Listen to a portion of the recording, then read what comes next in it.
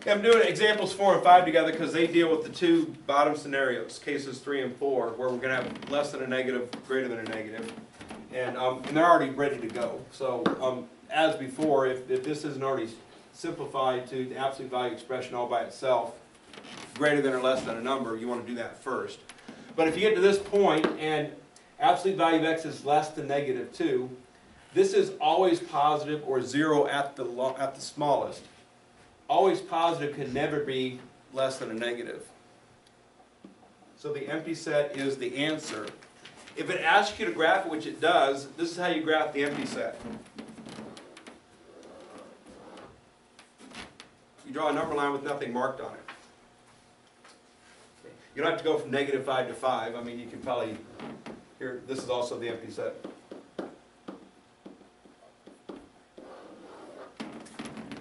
That's how you graph the empty set. It's a set of nothing, so don't graph anything. All right, example 5, absolute value greater than negative 2. So again, it's already ready to go. And we can see the absolute value expression here can never be negative. It has to be 0 or positive. 0 or positive is always bigger than negative 2. So it's a set of all real numbers.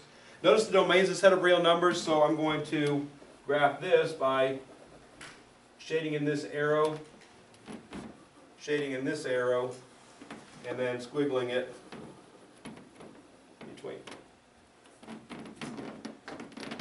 One other scenario that could happen on that type of problem, absolute value of x is greater than negative 2, domain equals integers. Okay. Every number in the world makes this true, right?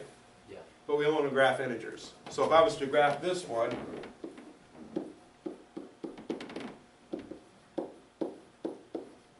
again, the arrow gets shaded in, the arrow gets shaded in.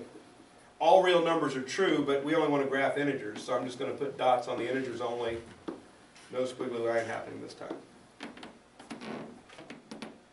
If you get the empty set, it doesn't matter what the domain is, it's an empty number line. So it always looks like that. But this type of problem, if the domain's reals, you graph everything. Domain's integers, graph that. Domain's whole numbers start at 0 going up. Domain's natural numbers start at 1 going up. All right, so just once you establish all real numbers make this true, the domain is getting graphed at that point. It's just a matter of identifying that by a number line.